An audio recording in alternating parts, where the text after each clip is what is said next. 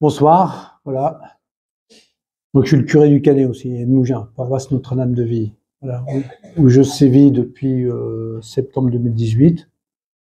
Et sinon, je suis un fidei Dunum, c'est-à-dire je suis prêtre du diocèse de Lyon. Mais je suis né à côté, la rue Emmanuel Philibert, près du port, et j'ai été baptisé au port. Donc, j'ai de vieilles attaches, même si j'ai quitté le diocèse pendant de nombreuses années. Et ça n'a rien à voir avec ce que j'ai connu quand j'étais gamin et ado. Donc, je vous propose de commencer par faire un balayage des chapitres 1 à 16 sous un angle, c'est jalonner, définir les étapes du conflit entre Pharaon et Yahweh, entre Pharaon et le Seigneur. Hein. Alors, ça commence avec l'arrivée d'un nouveau Pharaon, chapitre 1er. Et puis, bon, je passe les détails, mais il décide de s'en prendre aux fils d'Israël. Hein. Il est différent des pharaons précédents, puisque les pharaons précédents, ils n'avaient rien contre les Israélites, contre les fils d'Israël. Et lui, on nous dit qu'il a oublié ce qui s'était passé avant, enfin, etc. Et donc, il cible les fils d'Israël. Cette expression, fils d'Israël, mérite qu'on s'y arrête. Vous vous rappelez qu'Israël, c'est le nom qui est donné à Jacob par Yahweh à la fin de la nuit de lutte, qui les oppose en Genèse 32. Et il donne à Jacob le nom d'Israël, verset 29, parce qu'il a combattu avec Elohim comme avec des hommes et parce qu'il a vaincu. Autrement dit, Israël, ça désigne quelqu'un qui est capable de résister à Dieu, qui est capable d'affronter, et peut-être même, pourquoi pas, de le bouffer, de l'emporter. Donc, ce pharaon vise les fils d'Israël, et en visant les fils d'Israël, il se rend pas compte peut-être qu'il s'est choisi un adversaire plutôt coriace. Hein, si la réalité est ce qu'elle est, et on voit que ça va bien, puisque plus vous les maltraitez, plus ils prolifèrent. Ça n'a pas changé, aujourd'hui encore, on entend ça, tous ces immigrés qui prolifèrent, il faudrait qu'on les renvoie chez eux. Voilà. Donc, si vous voulez que les Français fassent des enfants, maltraitez-les, réduisez-les en esclavage, et puis on se remettra à relancer la natalité. Voilà. Donc, ça, c'est la première étape. Deuxième étape que j'ai retenue, c'est ce qui se passe entre Pharaon et les accoucheuses. Vous savez, bon, comme ils ne sont pas arrivés à les tuer au travail, hein, alors on fait passer la consigne aux deux accoucheuses des Hébreux de zigouiller les petits mâles quand ils naissent. Hein. Mais elles désobéissent. Elles désobéissent à Pharaon car elles craignent Dieu. Voilà. Et alors, le Seigneur la récompense en leur donnant une belle famille. C'est donc par les accoucheuses, les servantes de la vie naissante, que Dieu entre dans le récit. Ça le situe du côté de la vie, en opposition à Pharaon, qui se situe du côté de la mort. Et puisque le Seigneur est du côté de la vie, la vitalité des fils d'Israël, qui prolifèrent malgré l'oppression, doit lui être attribuée. Suite à l'échec de la mise à mort des fils par les sages-femmes, Pharaon ordonne à tout le peuple de jeter au fleuve les fils nouveau-nés et de laisser vivre les filles. Donc Pharaon vise spécifiquement les fils d'Israël. Troisième étape, c'est l'interrègne entre les deux pharaons, c'est-à-dire qu'au fin du chapitre 2, le pharaon qui est en action depuis le début depuis le verset 8 du chapitre 1 meurt. Alors on a l'impression que cette mort ouvre une fenêtre pas de tir, mais presque, aux fils d'Israël, c'est-à-dire que ça y est, ils vont gémir. Et ils vont crier. Et ce cri, il monte jusqu'à Dieu, qui les entend, et qui se souvient alors de son alliance avec Abraham, Isaac et Jacob.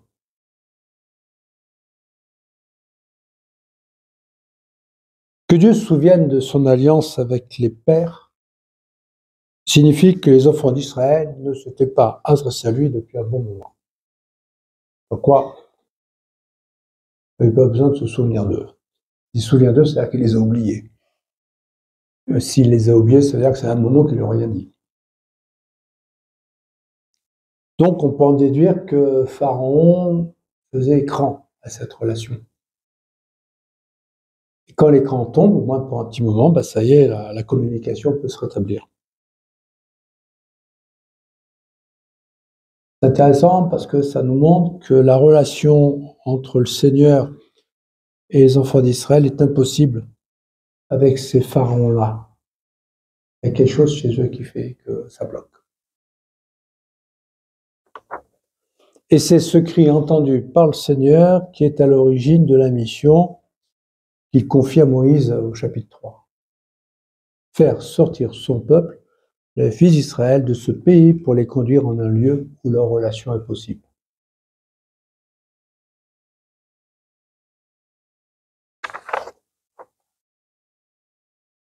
Étape suivante, il y a Pharaon, chapitre 5, qui refuse le départ d'Israël. Donc Pharaon ne veut pas laisser partir Israël. Et vous notez que dans le livre de l'Exode, c'est lui le premier qui appelle le peuple de ce nom-là. C'est au verset 2 du chapitre 5. Et son argument, c'est qu'il ne connaît pas Yahweh. On ne sait pas trop s'il ne le connaît pas ou autrement, ou plutôt, parce que pour lui, quantité négligeable, ce n'est pas un interlocuteur valable. Vous interprétez comme vous voulez, mais en tout cas, c'est ça. Je ne connais pas. On ne va le connaître. Donc Pharaon ne reçoit pas la demande.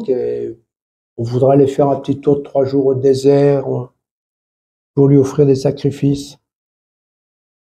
Il interprète ça comme un truc pour tirer au flanc, quoi. Voilà.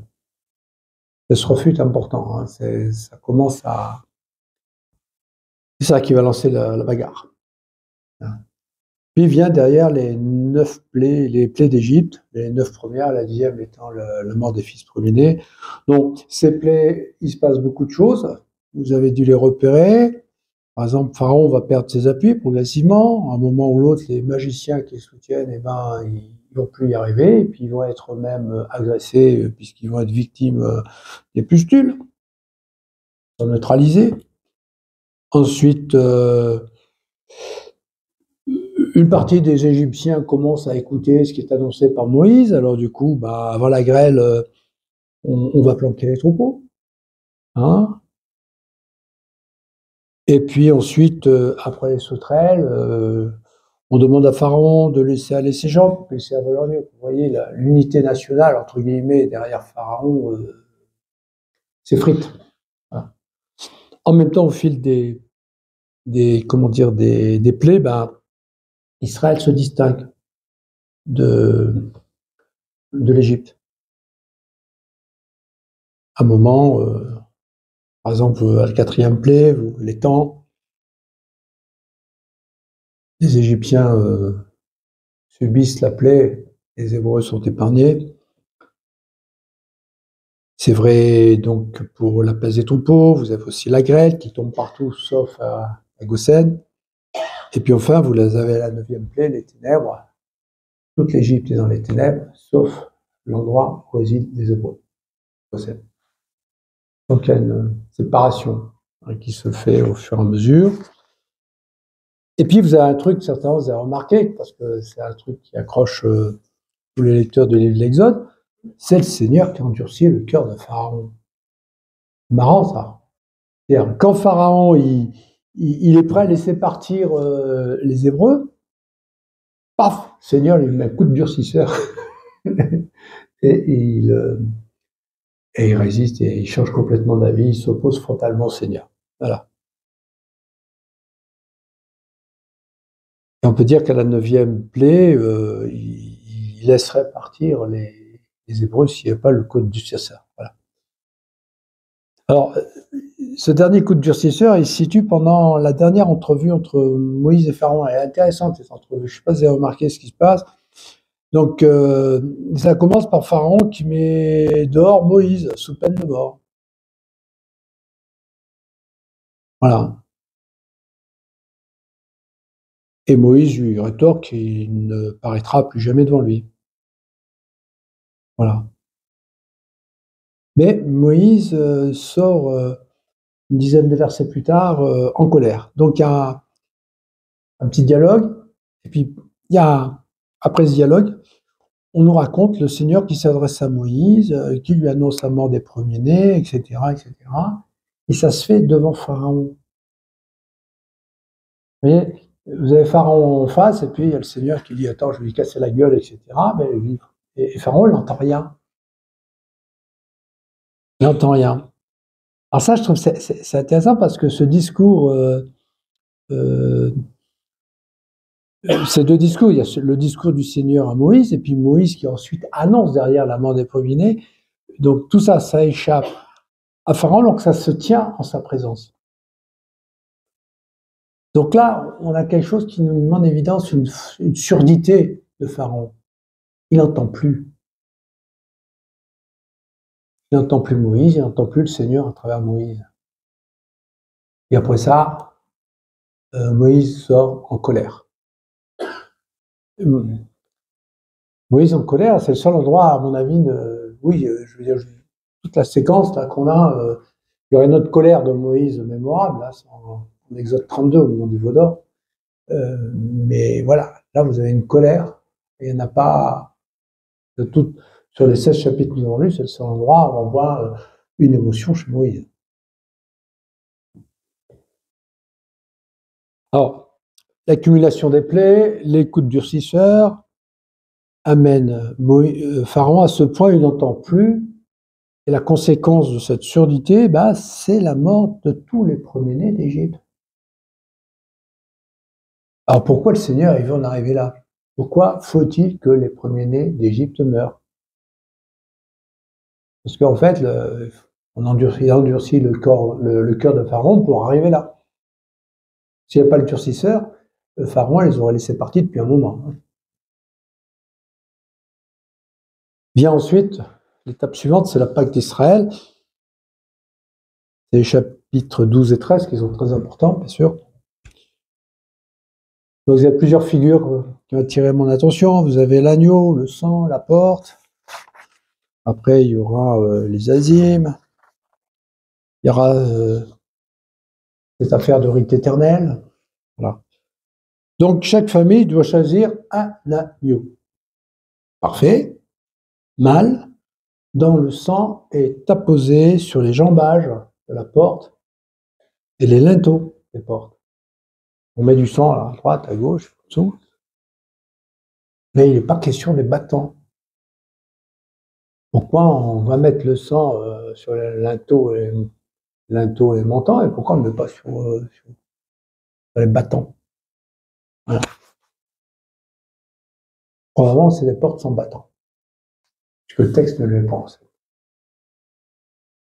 Et l'agneau est rôti.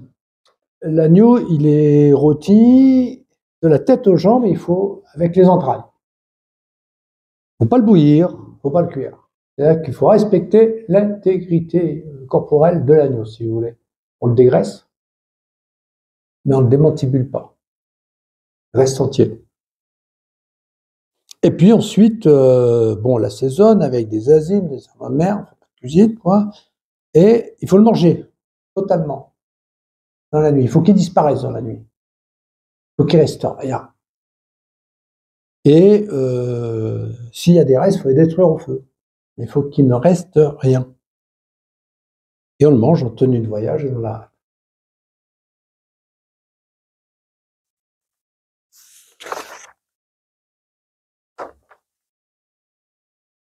Et c'est pendant que Israël mangera l'agneau, mangeront on pourrait dire les agneaux, puisque toute la famille va en croquer un, et il fera disparaître. C'est-à-dire, bien, c'est le Seigneur qui passe. À la Pâque, c'est ça. C'est le Seigneur qui passe de maison en maison pour zigouiller les premiers-nés qui ou c'est l'ange exterminateur, suivant la tradition. Vous avez les deux dans le texte. À un moment, c'est l'ange exterminateur, l'ange, à un moment, c'est le Seigneur. À un moment, bon, il frappe tout, hein, tous les premiers-nés d'Égypte, hein, tant chez les humains que chez les animaux, tant chez les riches que chez les pauvres, tant chez le pharaon que chez le dernier des esclaves. Donc, l'agneau, ou les agneaux plutôt, sont aux familles d'Israël ce que sont les premiers-nés mis à mort par le Seigneur chez les Égyptiens. Chez les Égyptiens, on tue les premiers-nés, en Israël, on met un agneau à la place.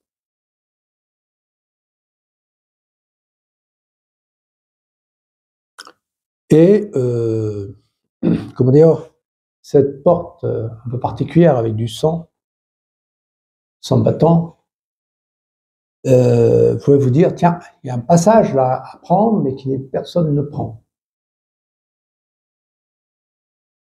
Il faut dire que cette place, on dessine une place. Cette porte, plutôt, ces battants et ces linteaux dessinent une place pour quelqu'un. Pour peut-être l'un ou l'autre premier-né d'Israël qui pourrait se mettre là.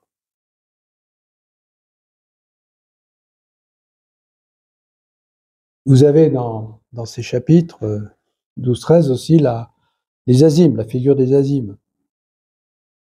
Donc les azimes, c'est du pain sans levain, il faut en manger pendant 7 jours.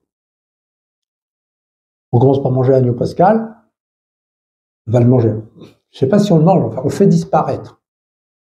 Et puis après, on va manger pendant 7 jours un pain où il manque quelque chose qui est quand même très important, c'est le levain. C'est-à-dire que, la disparition de l'agneau pascal va se prolonger pendant 7 jours dans l'absence de levain. Les azimes, c'est une manière de manger l'absence de ce qui a été sacrifié dans la nuit de Pâques. Dire que Israël se nourrit d'un pain où est inscrit la disparition de l'agneau.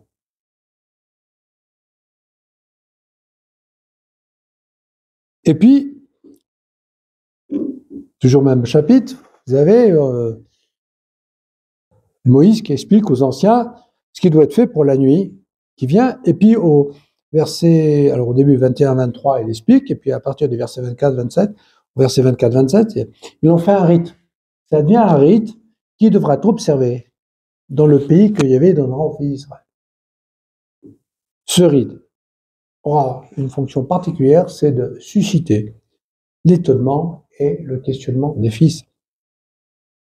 Ils vont demander au père, pourquoi on fait ça?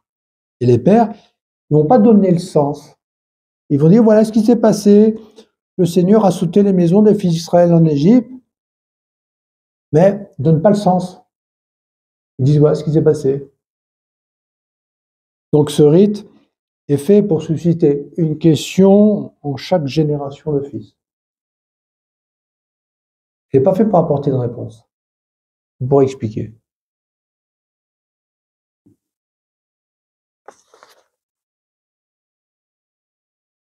Vous avez une autre figure qui est celle de l'ange exterminateur, auquel il faut associer la mort des premiers-nés. Donc, l'ange tue les premiers-nés d'Égypte, de toutes les conditions sociales, comme je vous l'ai dit, puis y compris chez les animaux.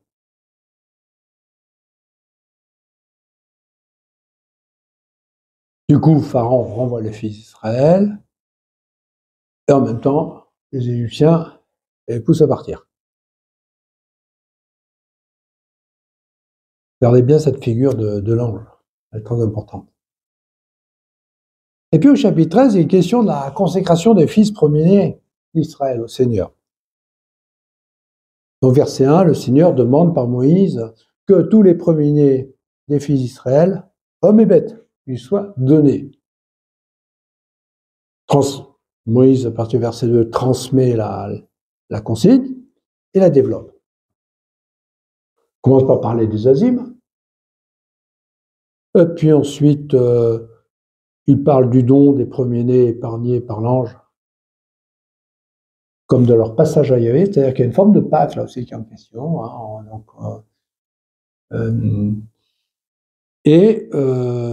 comment dire, on comprend alors finalement que la mort, la disparition totale des agneaux, bon, ça évite la mise à mort des fils premiers d'Israël, mais attention, ça les met en réserve pour le Seigneur. Ils sont consacrés au Seigneur. C'est-à-dire que se passe un peu là, si vous voulez, ce qui s'est passé en Genèse 22 avec Isaac. Bon, on met un bélier à la place d'Isaac. Mais Isaac est donné au Seigneur. C'est-à-dire qu'en Genèse 22, quand le Seigneur redescend de la montagne, quand Abraham redescend de la montagne, il redescend tout seul. Il ne redescend pas avec Isaac. Il laisse Isaac avec le Seigneur. Et... Donc il faut leurs petites affaires. Hein. Isaac et le Seigneur, on ne sait pas trop. Ben là, c'est un peu pareil. Les fils sont donnés, les premiers-nés plutôt, sont donnés au Seigneur, et puis après, il fera ce qu'il veut avec. Voilà. Vient le passage de la mer, donc au chapitre 13-17 jusqu'au 13-14. Donc, au départ, verset 4 du chapitre 14, Yahweh veut montrer qui il est aux Égyptiens. On le montre. Ils ne sont pas les seuls à regarder. Les fils d'Israël voient aussi. Et du coup, ayant vu ce que fait Yahweh, à la fin, 14-31,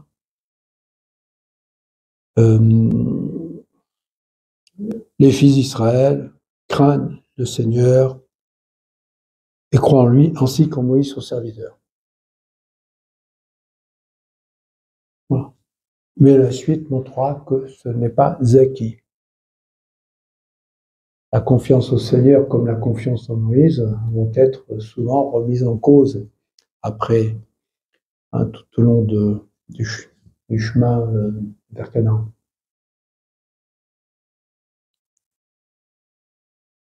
Dans ces versets, ces chapitres, Yahvé se manifeste comme nuée, le jour, colonne de feu la nuit, et parfois même les deux à la fois, 14-20. Et en même temps, Yahvé est tout autant présent aux fils d'Israël qu'à Pharaon et son armée qui l'embrouille.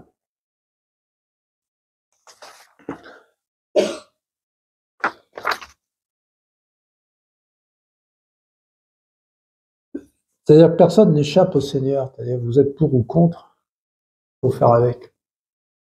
Pas parce que vous décidez de l'ignorer que lui va vous ignorer. Et pas parce que la République française décide qu'il ne faut pas parler de Dieu que Dieu ne s'occupe pas du pays et de la population. Et qu'il n'y a pas une histoire entre Dieu et tous les Français. Qu'ils soient laïcs, musulmans, catholiques, protestants, ce que vous voulez, tout le monde a affaire à Dieu. Bon, voilà. Sinon, il n'est pas Dieu. Si vous mettez Dieu dans une petite case et fermez la boîte où vous l'avez mis, c'est plus Dieu. Hein. Donc, et ça se voit bien, vous voyez, suivant bon, les fils d'Israël, grâce à, comment dire, par Moïse, marchent dans la volonté de Dieu. Du coup, le passage à la mer Rouge va être pour eux une expérience de salut. Tandis que pour Pharaon et son armée, ils refusent de tenir compte du Seigneur, ça va être la catastrophe, ça va être l'engloutissement, avec comme une prise de conscience avant d'être englouti. Hein, vous lisez bien dans le texte, vous allez faire « Ah, c'est le Seigneur !» Et puis, il boit la tasse. Et puis, bon, vous avez après un cantique, on appelle ça le cantique de Moïse, qui affirme plusieurs choses et qui sont importantes, c'est-à-dire qu'elle affirme la singularité du Seigneur, la singularité de Yahweh parmi tous les dieux, et qui explique que cette expérience de salut qu'ils viennent de faire les établit comme une nation parmi toutes les nations, définie comme étant le peuple du Seigneur, et avec pour vocation d'en affirmer le règne éternel. La raison d'être d'Israël, c'est vraiment le témoignage au Seigneur, et de témoigner de l'expérience de salut dont le peuple a bénéficié. Puis après, vous avez un petit chemin, là, jusqu'à la fin du chapitre 16, la mer de Jon au désert de Sin. Alors, vous avez un petit truc qui n'est pas à négliger. Vous avez l'épisode des eaux amères Mara, chapitre 15. Donc, il y a des eaux amères. Et le Seigneur teste Moïse, éprouve Moïse, et lui impose une règle ou un droit. C'est comme ça que c'est dit dans le texte. Si tu écoutes la voix de Yahweh, si tu prêtes l'oreille à ses ordres, si tu observes toutes ces règles, je ne t'infligerai aucune maladie que j'ai infligée à l'Égypte, car je suis Yahweh qui te guérit. Ainsi, la première chose que fait le Seigneur après le passage de la mer de Jon, c'est de vérifier, de tester l'obéissance de Moïse à sa parole. Que c'est la règle fondamentale. Plus que la règle, c'est le fondement même de leur relation. Bon, obéissance, il faut le prendre un peu au sens latin, hein, ça veut dire être sous la parole.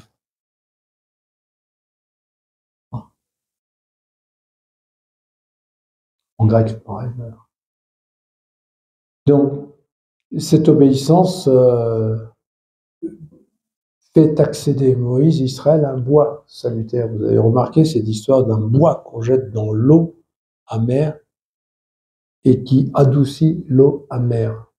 C'est un bois qui sauve, c'est un bois salvifique, un bois salutaire. Je ne sais pas à quoi ça vous fait penser. C'est un roi qui rend possible la vie. La condition pour accéder à ce bois-là, donc, c'est de vivre selon la parole, porté sur la parole, soutenu par la parole. Après, vous avez l'épisode avec les cailles et la manne. Donc, c'est une nourriture qui vient du ciel. C'est une nourriture qui est donnée gracieusement par Yahweh. Donc, à partir de maintenant, les fils d'Israël seront nourris quotidiennement par la grâce de Dieu. Et cette grâce sera proportionnelle aux besoins de chacun.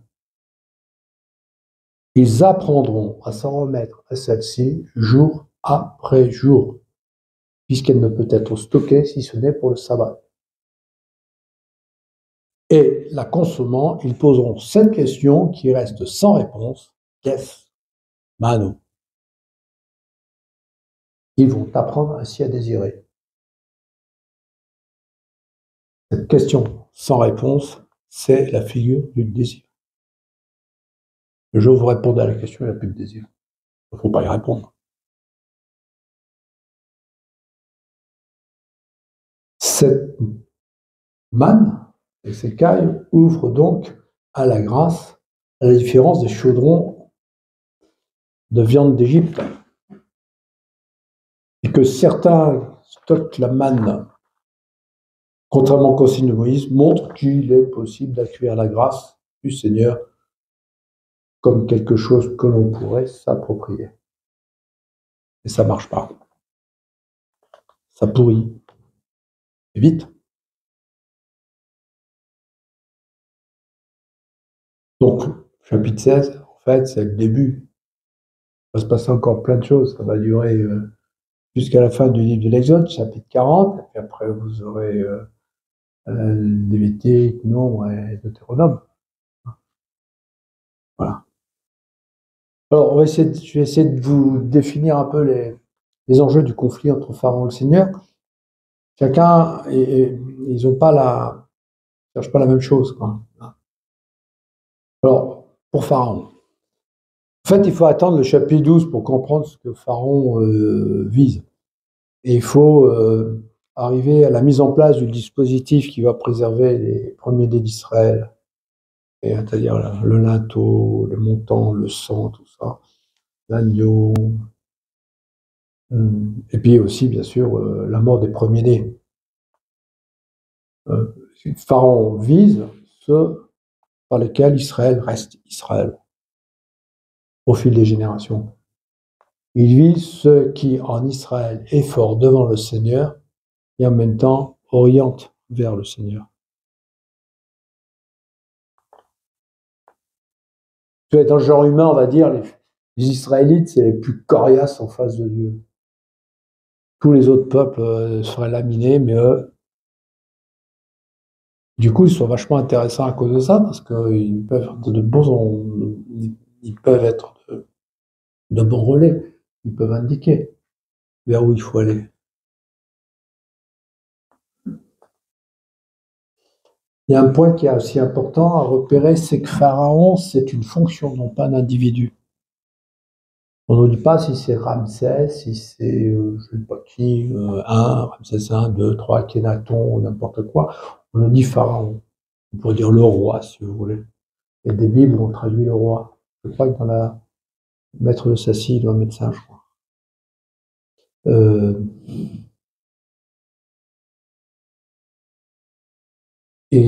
Comment dire, donc il y a quelque chose, il faut faire attention, on parle pharaon, ça nous tire l'attention sur une structure. Hein. Et du point de vue du Seigneur, au buisson ardent, le Seigneur expose son projet, hein, il libère Israël pour le conduire en Canaan. Cependant, quand Moïse rencontre Pharaon, il lui dit, oh, on passe tirer pour aller en Canaan. Il dit, non, il faut qu'on aille dans le désert pour fêter le Seigneur. Donc, le passage au désert est nécessaire avant d'aller à Canaan. Il est important de passer dans le désert, d'aller rendre un culte au Seigneur, puis après on ira à Canaan.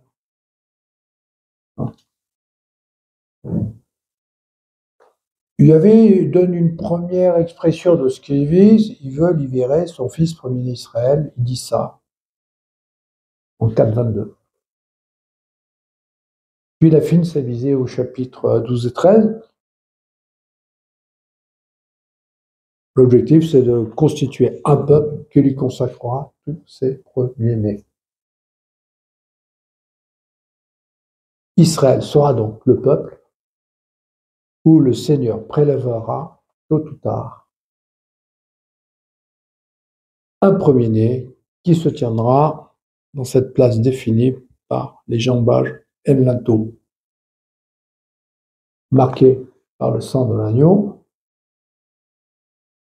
Cette porte, si vous voulez, à la jonction de l'Égypte et d'Israël, et donc un fils premier-né qui sauvera au lieu d'exterminer.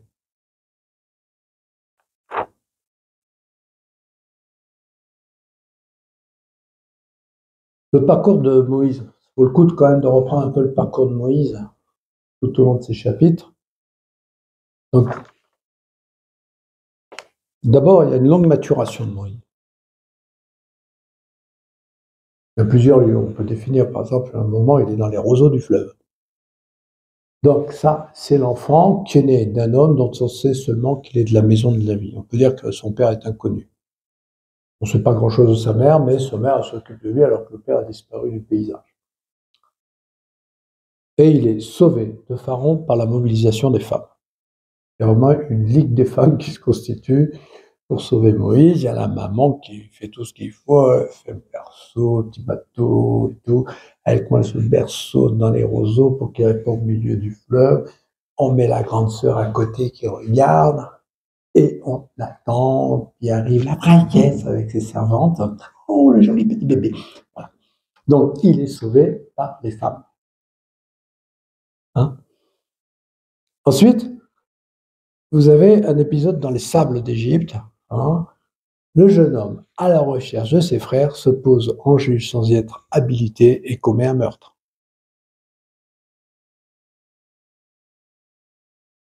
Ensuite, vous avez le passage à Madian. Là, Moïse se révèle un pasteur. Chapitre 2, verset 17. Il arrive, il se met immédiatement au service des moutons des filles de Jéthro. Il n'a jamais appris ce métier, lui, il était élevé par la fille de Pharaon. Donc, il y a une sorte d'instinct pastoral qui fonctionne chez lui. Et voilà. Et là, Madian, il va prendre place au sein d'une famille avec un père, avec des sœurs, il n'y a pas de frère. Et en même temps, il est assez lucide, il est conscient de sa condition d'exilé, puisque il va appeler son fils d'un nom qui lui rappelle qu'il était un étranger.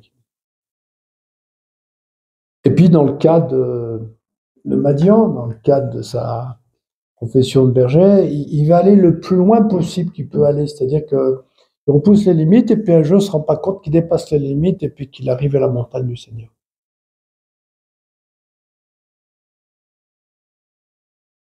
Il arrive à Lorem. Il n'a pas vu qu'il est à Lorem.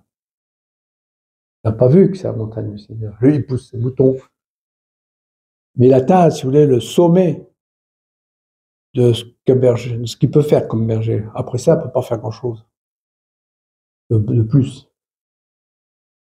Et là, sur la montagne du Seigneur, donc c'est le quatrième lieu que j'ai retenu, à l'appel du buisson ardent, il fait un détour, il voit qu'il y a un buisson qui brûle sans se consumer, il dit « Ah, je vais faire un détour ». En fait, il ne fait pas un détour, il quitte sa trajectoire de berger, il va passer sur une autre trajectoire. C'est un déplacement sans retour. Il quitte sa fonction et son métier de berger.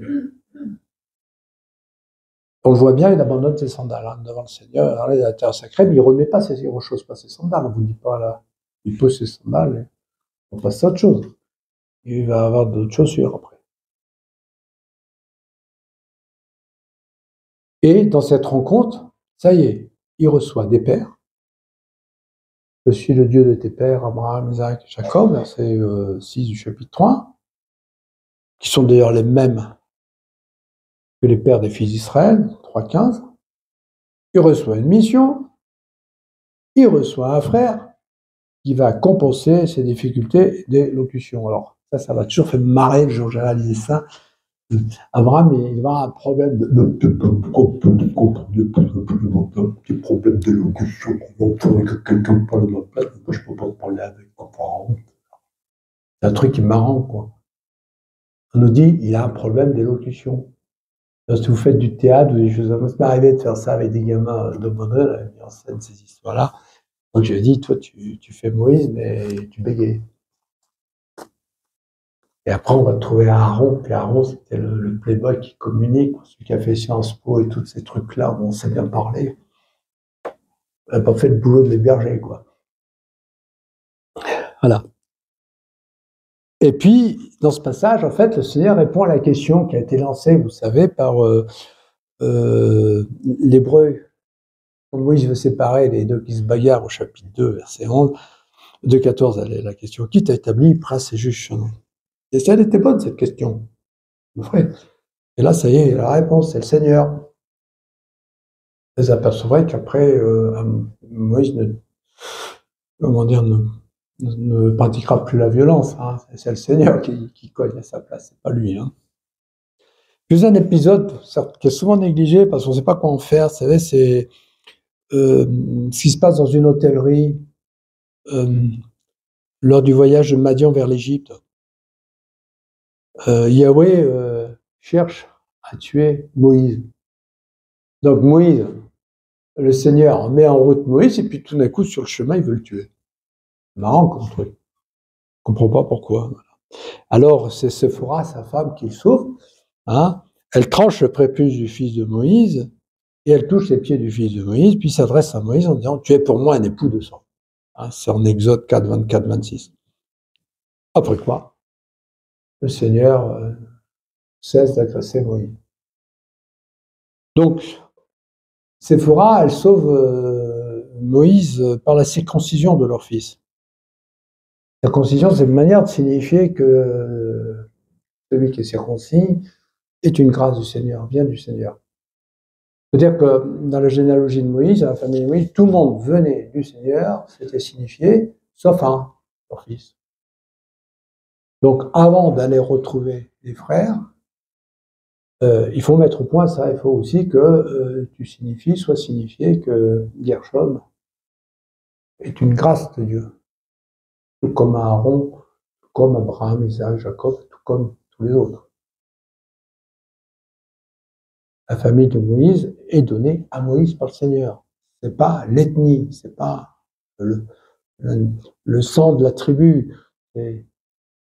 Et donc, quand elle dit que Moïse est un époux de sens, moi j'entends comme ça veut dire être parfaitement ajusté sur le Seigneur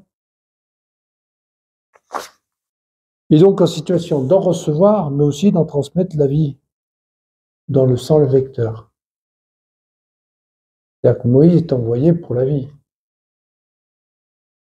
pour sauver.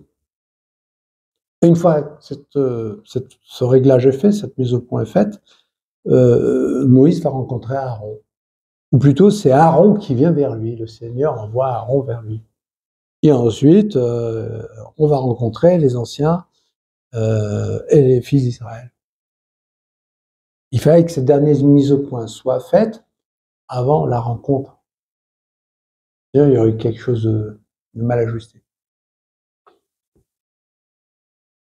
Alors, Moïse et Pharaon, ils se rencontrent à plusieurs reprises. Mais Moïse, le Seigneur lui dit, viens, de toute manière, voilà, tu vas le rencontrer, puis il va s'endurcir. C'est ce qui se passe. Moïse alimente la résistance têtue de Pharaon, sans laquelle il n'y aurait pas de Pâques. Voilà. Puis Moïse, dans sa relation aux fils d'Israël, les relations, elles varient. Il y a des jours avec, il y a des jours sans. Première rencontre, ils sont plutôt contents, puis rapidement, chapitre suivant, chapitre 5, ils ne sont pas très contents. Et puis, une fois qu'ils sont sortis d'Égypte, ça va devenir franchement pénible. Et ça sera pratiquement tout le temps pénible. Être le pasteur des fils d'Israël, des coriaces devant le Seigneur, n'est pas une sinécure. Ce n'est pas une partie de plaisir. Et ce n'est tenable pour Moïse qu'en vertu de sa relation au Seigneur qu'il a instituée pour cette mission. C'est comme être curé de paroisse, ce n'est pas une sinécure, vous en prenez plein la gueule. C'est pénible. Si vous n'avez pas de relation au Seigneur profonde, vous faites harakiri. Il y a des jours où on a plein le dos. On a marre. Qu'est-ce qu'on fait là? On commence la messe, on dit putain de merde, qu'est-ce que je fous là? Quelle galère. Bon, serre les dents, c'est le bon Dieu qui te le demande.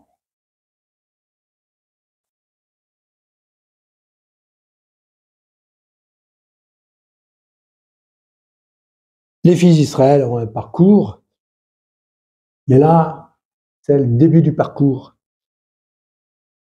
Vous avez remarqué, les fils d'Israël, ils ne se libèrent pas, c'est pas des révolutionnaires, c'est pas des révoltés, ils ferment leur gueule, ils font ce qu'on leur demande, allez faire les briques, faire des briques. On en fait un peu plus, ils râlent un peu, mais il n'y a pas d'insurrection. C'est pas la révolte populaire, c'est pas les insurgés de Saint-Domingue ou de la Guadeloupe ou d'Haïti. Ils ont pris les armes et qu'ils ont foutu les mettre à la mer.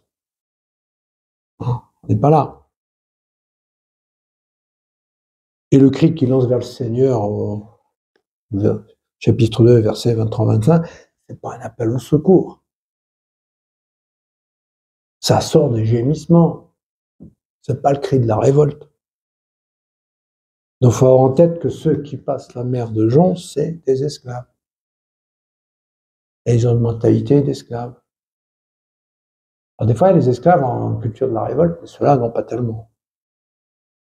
Et ce passage de la mer de Jonc, c'est le point de départ d'un parcours qui va durer jusqu'à la fin du Deutéronome, parcours au fil duquel ils vont apprendre la liberté.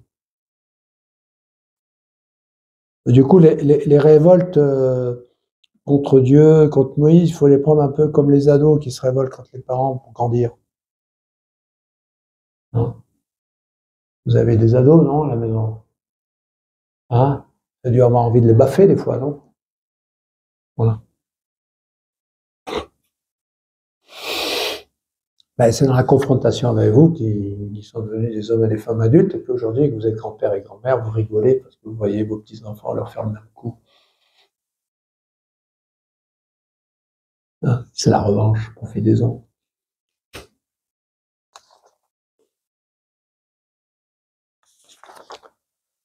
Alors, l'actualité de ces chapitres. Il y a déjà une information importante sur ce que désire le Seigneur, qui est toujours valable aujourd'hui. Il désire trouver parmi les premiers-nés qui lui sont consacrés, au fil des générations, un fils qui va être capable de se tenir à la porte entre les Égyptiens et les fils d'Israël. Non pas un exterminateur, mais un fils qui donne la vie. Alors pour nous chrétiens, nous reconnaissons Jésus-Christ. Bon, rappelez-vous dans Saint Jean l'histoire où Jésus dit « Je suis la porte, le portier ». Vous avez toute une histoire.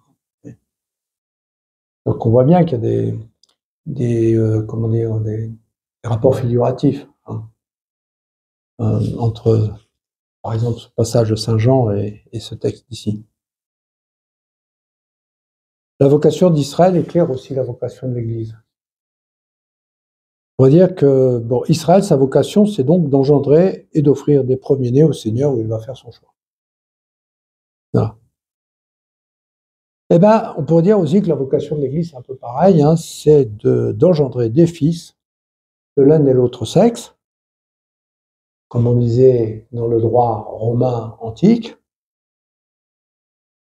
non pas des premiers-nés, puisque le premier-né, on l'a, mais plutôt des puits-nés, des cadets. Voilà. Je crois que c'est très important de garder ça. Voilà. Quand vous baptisez des enfants ou des adultes, vous baptisez un fils de l'un ou l'autre sexe pour Dieu. Pas pour remplir la crèmerie église. Et du coup, ce texte est intéressant parce qu'il nous révèle la profondeur de la catastrophe qui a été révélée par la crise des abus sexuels dans l'Église. Parce qu'en fait, ces abus, on atteint l'Église au cœur de sa vocation. Si l'Église a pour vocation de mettre au monde des fils et des filles pour Dieu, agresser tous ces gamins, c'est le comble de la perversion, puisque c'est au niveau spirituel, au niveau théologique, et même au niveau anthropologique, dans une théologie du salut, vous dites c'est porter atteinte ce qui est le fondement même de l'existence de l'Église.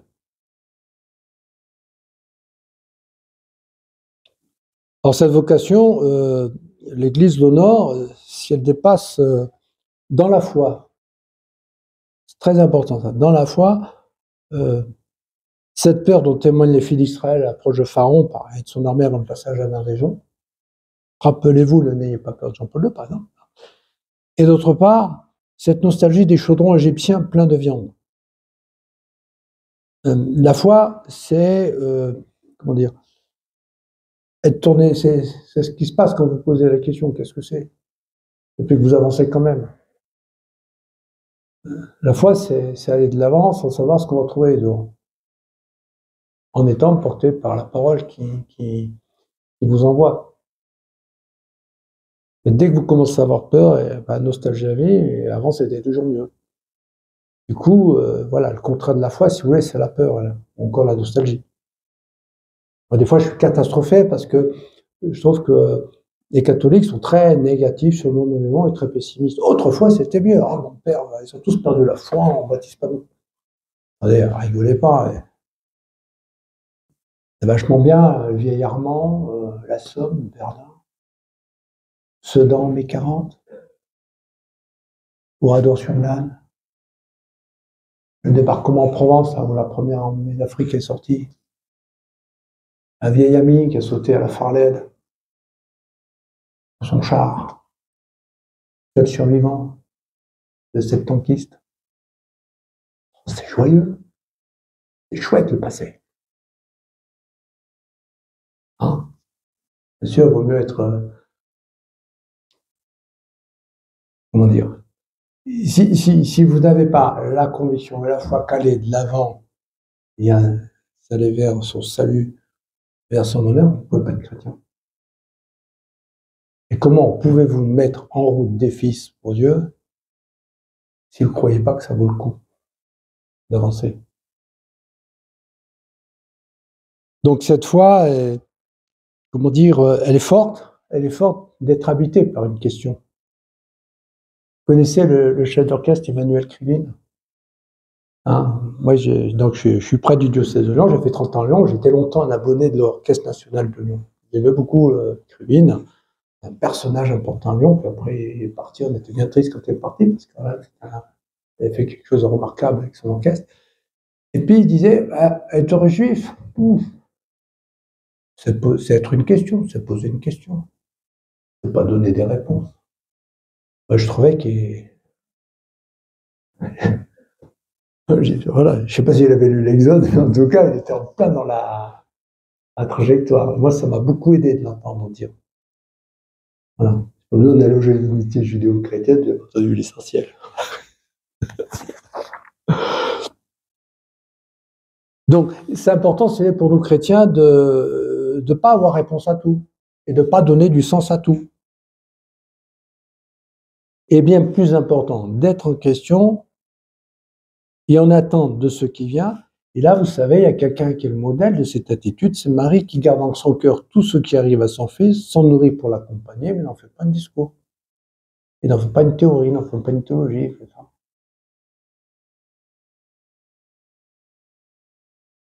Alors Moïse comme figure pour éclairer nos parcours. En fait, Moïse rencontre le Seigneur assez tardivement. C'est pas une vocation précoce. C'est pas le petit garçon qui a découvert à 5 ans qu'il pouvait être prêtre parce qu'il avait vu un prêtre qui disait la messe, etc. Non, non. C'est d'abord un jeune homme présomptueux, que généreux puisqu'il veut sauver ses frères, mais quand même fait une grosse boulette et tue quelqu'un. Puis ensuite, c'est tranquille, ça va devenir un homme qui va mûrir en effectuant son travail de pasteur et qui atteint ses limites dans le monde. Mais quand il arrive à l'Oreb, il a peut-être 45 ou 50 ans, 60 ans, j'en sais rien.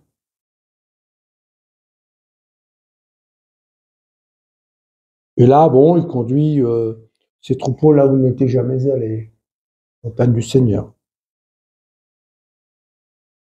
Son métier l'a rendu attentif aux étrangetés du paysage. Il fait qu'il repère le buisson. Le berger, c'est quelqu'un qui a le coup d'œil, qui a l'oreille. Rappelez-vous les bergers de Bethléem, hein, ils entendent dans la nuit ce que les autres n'entendent pas. Hein. Donc, pour entendre et dialoguer vraiment avec le Seigneur, il est important d'avoir pris une place dans la société, d'avoir mûri sous le harnais, sans pour autant en être dupe, c'est-à-dire que Moïse sait qu'il est un immigrant, il sait qu'il n'est pas à sa place, qu'il n'est pas chez lui. Mais pour le moment, il tient cette place-là. Et la suite de son aventure nous apprend qu'il n'arrivera jamais chez lui.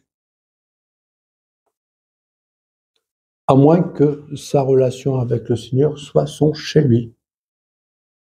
Dès lors, où qu'il soit, du moment qu'il est en relation avec le Seigneur, il est chez lui. Il y a un psaume qui dit ça, j'ai oublié lequel, moi j'ai aucune mémoire des psaumes, c'est affreux. Qui dit, mon désir c'est d'habiter tous les jours la maison du Seigneur. Voilà. Hein, ben voilà, faut habiter tous les jours la maison du Seigneur, sans problème. Moïse nous donne un exemple, puisque tout au long, à partir du chapitre 3, il y a un dialogue constant entre lui et le Seigneur. Bon, je ne sais pas après comment ça se passe, hein. Peut-être qu'il se balade avec son petit buisson ardent comme ça dans la poche. J'en fais pas trop.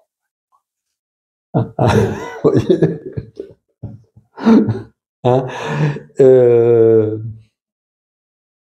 bon, mais je trouve que c'est extrêmement important de ce qui se passe là, entre Moïse et le Seigneur. Voilà. Alors, Pharaon aussi, c'est une figure intéressante pour éclairer nos parcours, parce que il faut avoir en tête que cette structure Pharaon, elle n'est pas forcément contre le Seigneur, puisque avant, voilà, il y en a eu des sympas. Hein. Et puis, on a dans la Bible des rois qui sont très sympas. Hein, Darius, Cyrus, Darius, Artaxerxès, dans le livre de Néhémie, le livre d'Esdras, c'est le bon roi. Hein. Voilà. Et bien sûr, vous avez les méchants rois, style Hérode. Hein. Alors, le pharaon ici qui est mis en scène, c'est un meurtrier qui vise exactement ce qui intéresse le Seigneur et qui s'oppose à lui en s'entêtant. et en s'entêtant toujours plus. Plus le Seigneur lui manifeste qu'il est Seigneur et qu'il est le plus fort, plus il s'entête.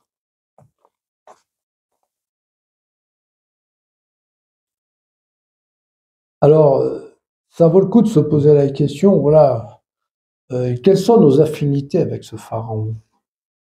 Nous est-il pas arrivé de lui ressembler?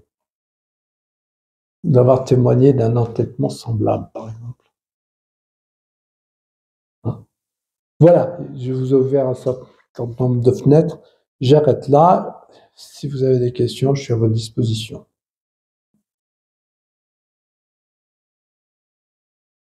Alors, peut-être des questions, il ne faut pas répondre, hein, à nous. Voilà. Répondre peut-être pas. Hein.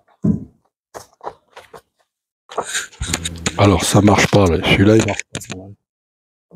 Vas-y. Non. C'est le... Levez la main et je viens vers vous.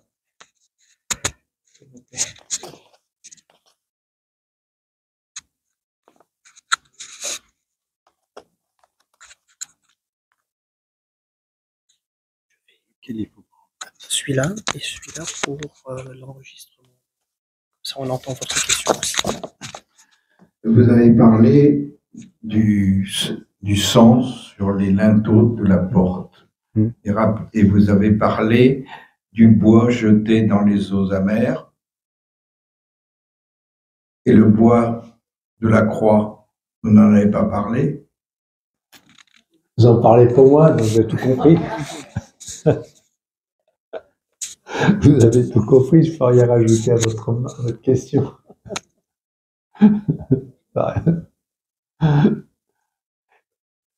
Oui, quelque chose d'intéressant dans le sang, c'est qu'en fait, le sang, peut-être une figure plus importante dans les Écritures que les azymes.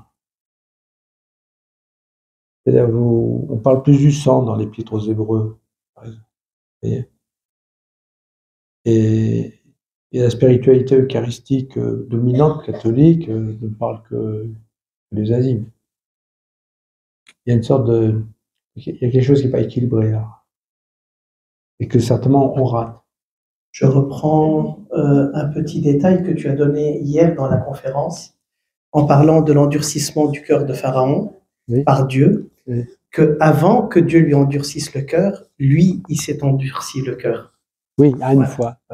Et c'était très intéressant. Donc, il y a un moment où il y a encore des réserves de résistance. Et on sent qu'il y a un moment où, si le Seigneur n'intervient pas pour lui endurcir, il va caler. Il ne faut pas qu'il cale. Il ne faut pas que Pharaon cale, parce que sinon, on ne va pas aller jusqu'à la Pâque. Il faut aller jusqu'à la Pâque. On va en tête, ce qui se passe dans les évangiles, c'est-à-dire que quand le Seigneur monte à Jérusalem, il faut y aller en sachant que c'est le lieu de la passion. Mais s'il n'y va pas, il y a quelque chose qui ne sera pas fait et qui doit être fait. Oui, monsieur. Oui, je parle du point de vue de quelqu'un qui est dans une maison d'évangile ici à Nice, avec évidemment une connaissance biblique qui est à milieu de la vôtre, et donc avec la possibilité de comprendre la Bible avec nos propres capacités. Elles sont en partie guidées par le fait qu'avec les cheveux blancs qu'on a... Moi aussi, hein. Oui. J'en ai plus d'ailleurs. J'en ai plus que vous. La connaissance de la Bible était nulle à nos âges. On nous interdisait, quand on était enfant, en gros, de nous aventurer dans l'Ancien Testament. Ah bon? Aujourd'hui, on a changé d'avis. Je suis tout à fait heureux.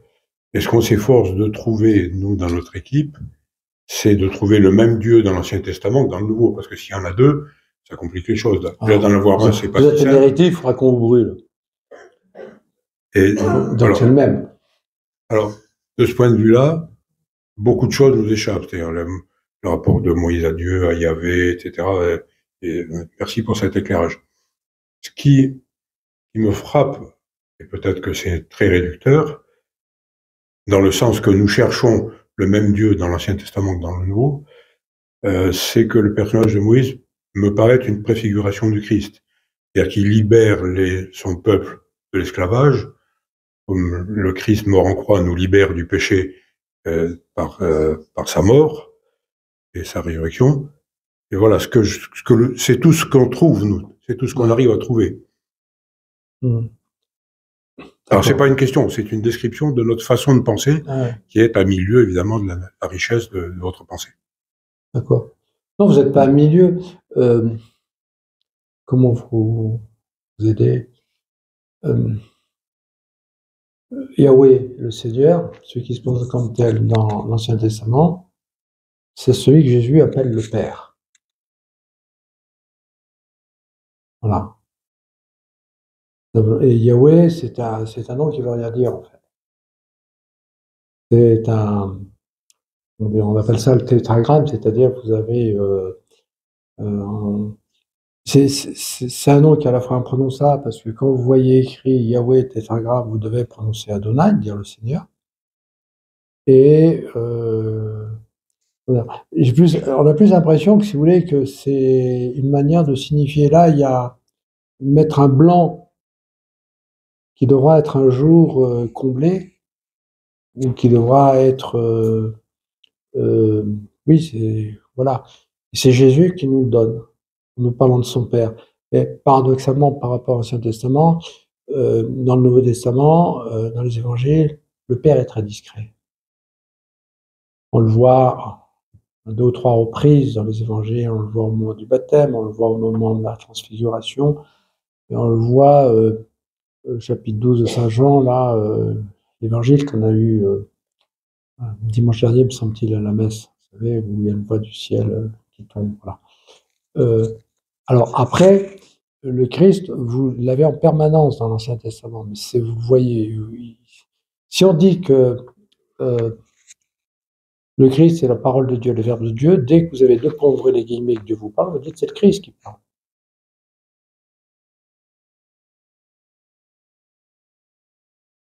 Et le texte, il y a des moments où on sent un peu qu'on n'est pas loin de ça, c'est buisson ardent.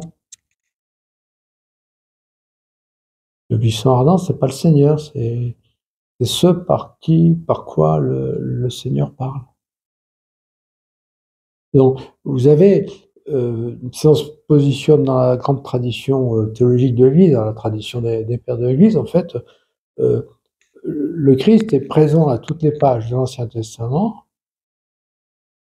comme parole de Dieu. Là où Dieu parle, le Christ est à l'œuvre.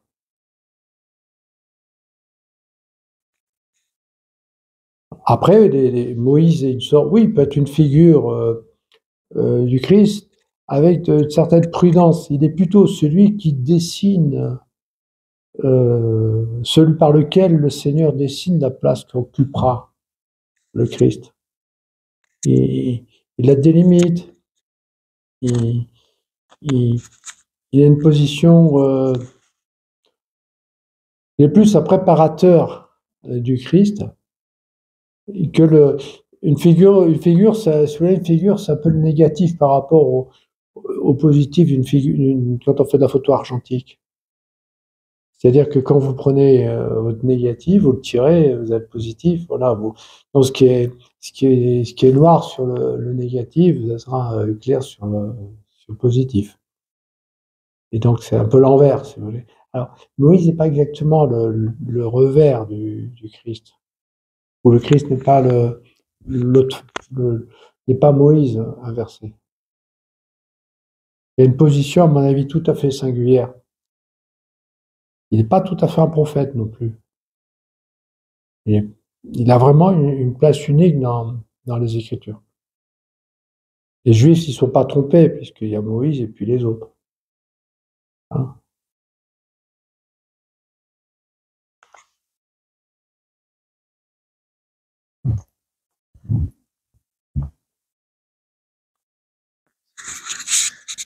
Oui, j'aurais bien aimé que vous nous précisiez ce qu'est cette notion de rachat.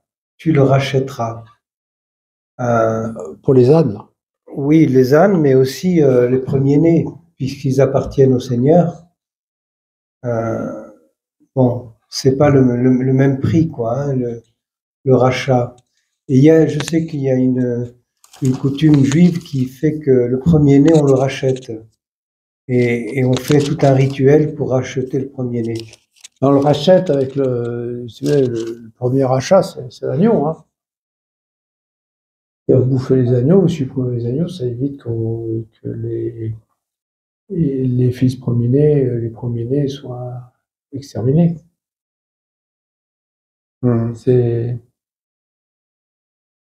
Alors, ça renvoie un peu à ce qu'on... Dans Exode 13, hein. Oui, Exode 13. Je vais regarder. On a 4 fois le terme racheté. C'est dans le verset 13 à peu près.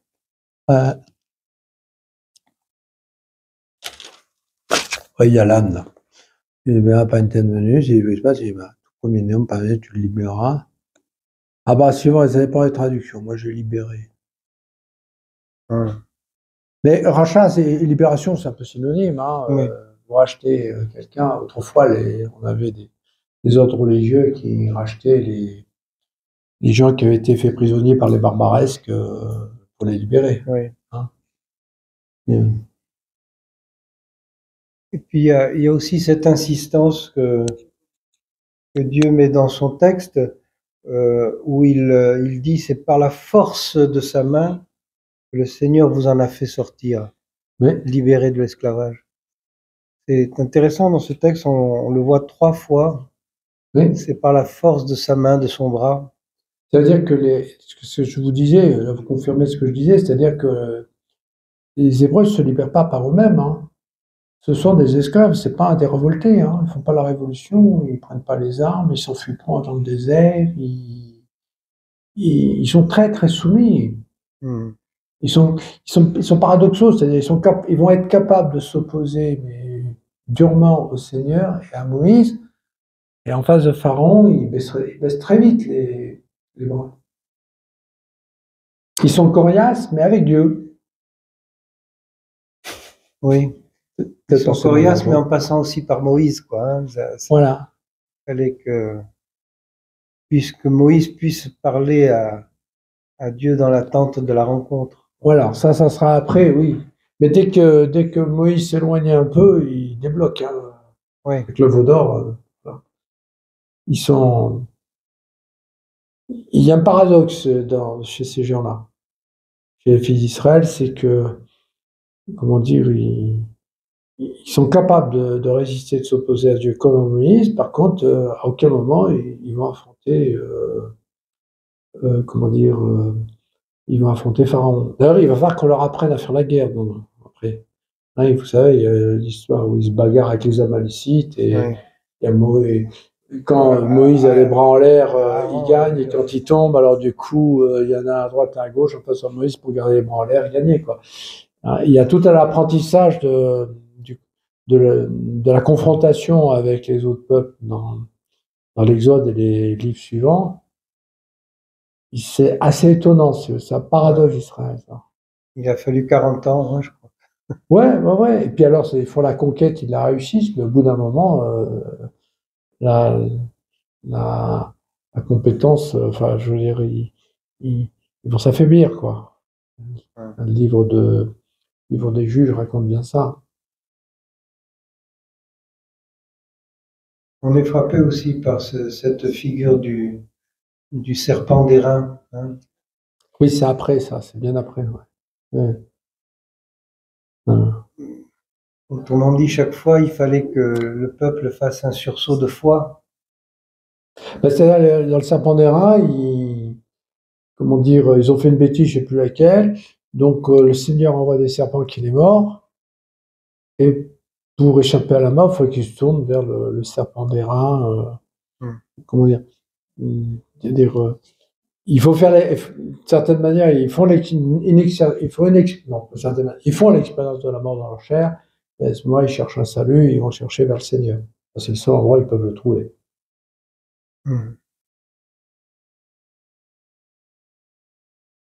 Déjà, le rachat, on le voit là, peut-être, non, dans cette figure Le rachat, oui, le rachat, à mon avis, ça veut dire, ça désigne l'agneau pascal. C'est-à-dire, le Seigneur rachète les fils premiers-nés d'Israël sont rachetés, c'est-à-dire préservés de la mort qui est infligée aux Égyptiens grâce à l'agneau. Le rachat suppose que quelqu'un trinque pour vous. Et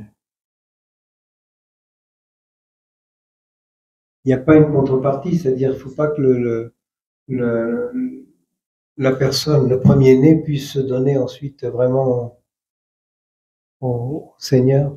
Ah ben après, dans le texte, il ne nous le dit pas, mais comment dire, bon, pour les chrétiens, à partir du moment où vous suivez le Christ, on dit, voilà, il faut être prêt à donner sa vie par amour.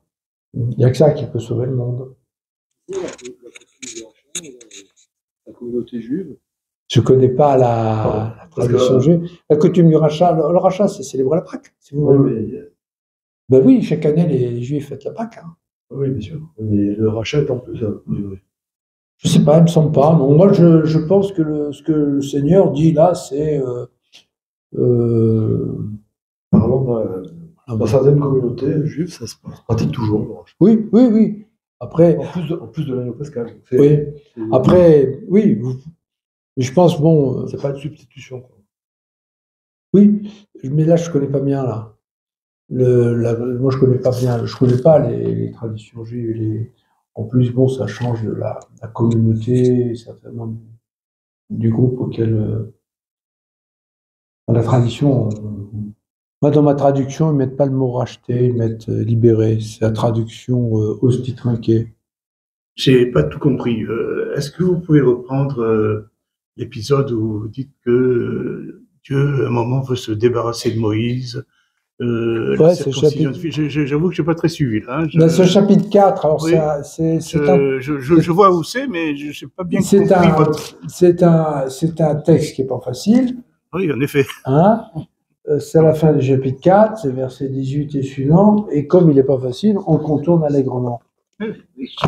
Hein, mais c'est quand même intéressant. C'est-à-dire que juste avant de retrouver Aaron, les autres, le Seigneur s'en prend à Moïse. Et c'est sa femme qu'il sauve par la circoncision de leur fils. Donc, je me suis dit, mais pourquoi il y a ça là, hein, qu'est-ce qui se passe? Et alors, la circoncision, c'est une manière de signifier que l'enfant vient du Seigneur. Hein? Du coup, je me suis dit, peut-être que Gershom, c'est le seul qui n'ait pas été donné par Dieu jusque-là. Le Seigneur, quand il rencontre Moïse, lui dit, voilà, je suis le Dieu de tes pères et tout. Donc, il donne à Moïse à ce moment-là des pères. Et ensuite, il lui donne des frères. Hein. Je vais t'envoyer libérer des frères. Voilà, il lui donne des frères. Il lui donne même un frère spécial, Aaron. Mais il a toujours ce fils qui est né avant tout ça. Mais n'a rien dit qu'il soit une grâce de Dieu. Donc l'intervention de Séphora, de dire, voilà, notre enfant, c'est aussi une grâce du Seigneur, comme tout le reste. C'est-à-dire, toute la famille de Moïse et tous ceux à qui Moïse est référé, c'est une grâce du Seigneur. C'est un peu comme nous, comment dire, comme chrétiens. A priori, nos frères et sœurs, ce sont ceux qui nous sont donnés par le Seigneur. Voilà. Est-ce que vous recevez vos frères et sœurs, vos enfants, vos parents, vos petits-enfants comme une grâce du Seigneur? Ou est-ce qu'ils sont le produit du clan et de la tribu, ou de l'ethnie, ou de la nation? Et donc, quand vous êtes envoyé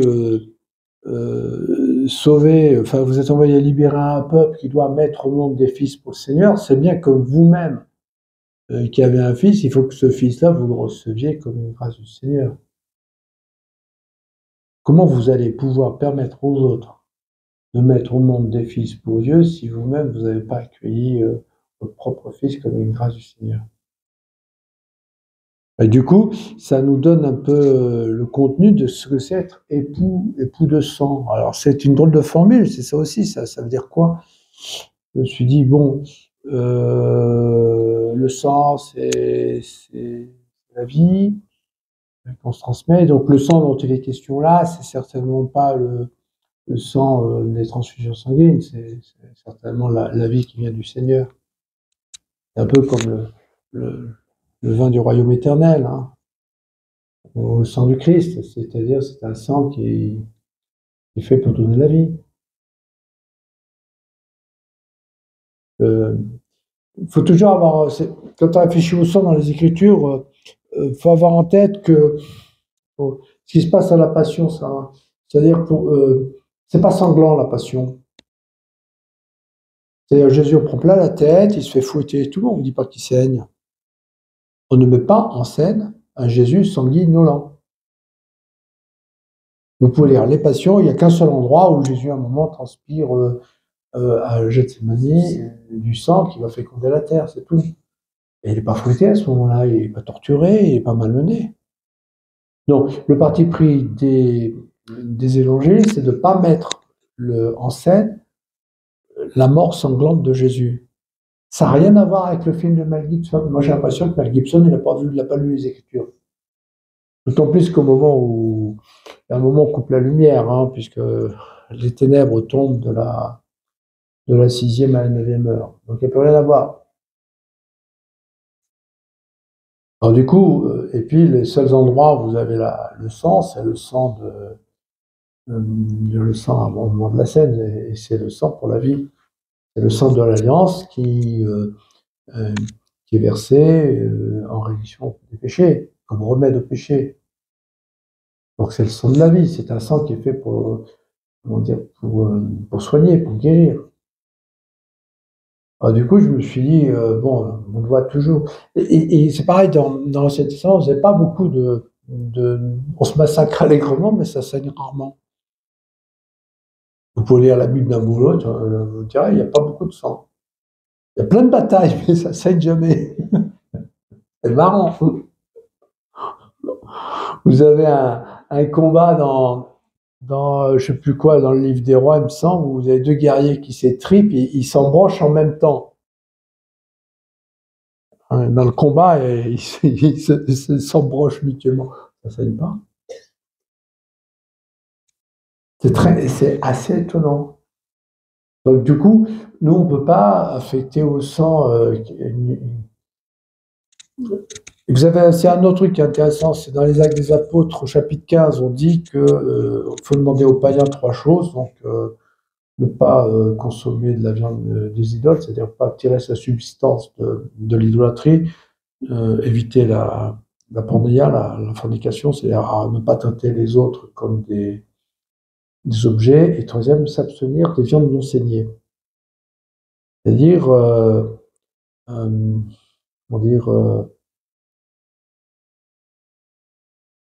ne pas se nourrir de ce qui fait vivre les autres, quoi, de la vie qui sont portées par les autres. Pour résumer, finalement, Séphora a sauvé Moïse d'une menace dont il ne sentait pas cette menace. Non, il ne la sentait pas. Mais Moïse sans les femmes, il n'aurait rien fait. Et ça. Je veux dire, elles sont très discrètes, mais elles sont là au moment où il faut, quoi, au moment décisif. En même temps, c'est très curieux que Moïse, juif lui-même, chef des Juifs, n'ait pas eu l'idée de circoncire son fils, alors que c'est ce que faisaient tous les pères de famille, quoi. Ouais.